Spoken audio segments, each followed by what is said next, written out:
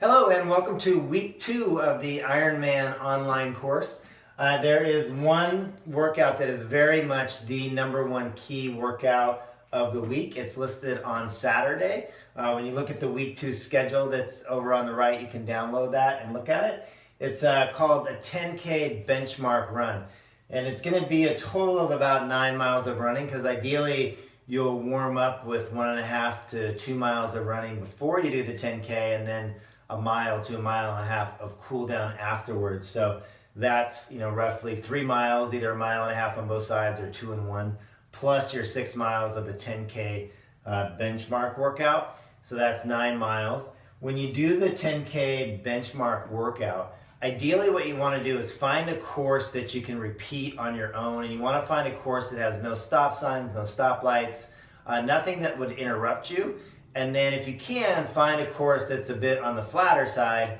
That way, you don't have the hills to deal with, and it's more repeatable. It's okay if you have a rolling hill course. Just know that, if you have a super hilly course that you pick, then your 10K time is going to be slower than it would, say, on a flatter course.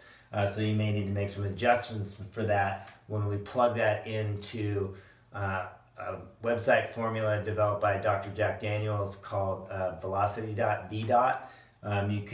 You can Google VDOT and you'll see Jack Daniels, and you can plug in your 10K time, and from that it'll not only give you training paces, but it will also give you predictions for, say, your half marathon, your marathon, your 5K, and it's very accurate.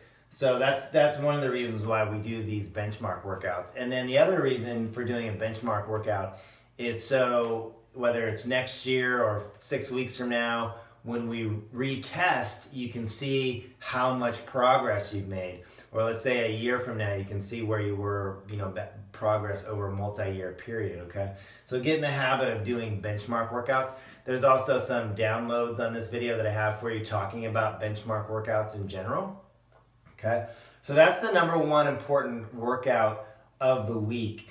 And what I do up here in Seattle, we have this trail called the Burke-Gilman Trail. It's an old railroad line that's been paved.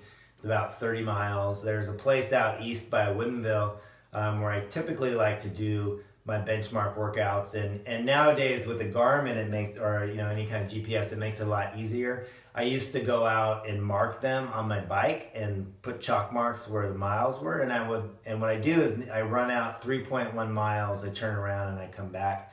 So with the Garmin, it makes it really easy. You don't have to mark the miles, you have it right there on your watch as you're running. If you don't have a GPS device or a way to measure distance while you're running, then it would be good to go out beforehand and mark out where your turnaround point is. The reason I do an out and back is simply so that I end up where I started, and not 6 miles in one direction, then of course you got to get back, right? So it might end up with a much longer run. For this 10K, you want to, anytime you do a benchmark, you want to pace it so that you don't slow down at the end. If anything, you get faster at the end. So don't go out too fast, but go out at an appropriate effort where you can be as steady as possible the whole way through.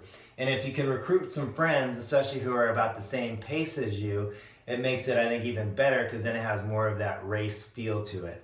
Okay, so that's the number one workout of the week. And again, the reasons for doing the benchmark run is it'll give you a race predictor. So let's say you plug that into the VDOT formula, and from your 10K it predicts for you, let's say it predicts for you a 3:45 marathon time. Well, in your Ironman, if you have a really good race, we can add about 30 minutes to your open marathon time. So for your Ironman, if you had a predicted marathon of 3:45, then your Ironman run split prediction, what you're aiming for is right around 4:15, right? That would mean that you have a good race. And that split can generally be anywhere from your open marathon plus 18 minutes to 35 minutes. Now what happens to a lot of people is they end up going, say, an hour slower than their marathon time.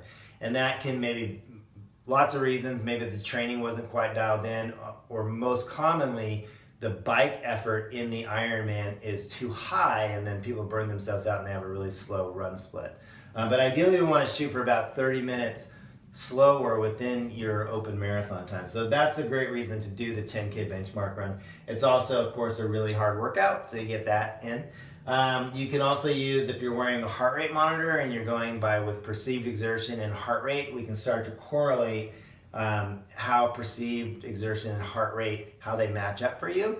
And if we do a lactate threshold heart rate test and get yourself some heart rate training zones, we can see how your 10K fits into those zones as well, okay? So, reasons for that. The other key workouts for the week are the long bike ride, which on the schedule is on Sunday. Now, you may have quite a bit of fatigue in your legs from the 10K on Saturday, but that's another good reason to do the bike ride because it'll help as a recovery workout. This is not going to be a hard bike ride. If the weather permits and you're able to get outside, then 3 hours is going to be fantastic just to build that aerobic base.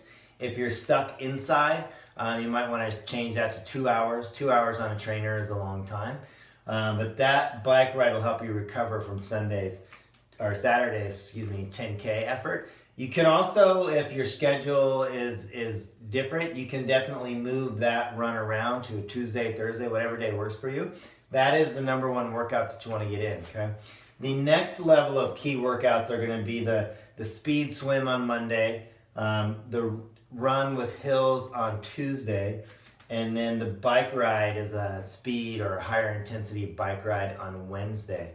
Okay, so those are like the next level of key workouts, but the 10K is certainly number one for the week. As always, any questions, post them in the comments. Thanks a lot.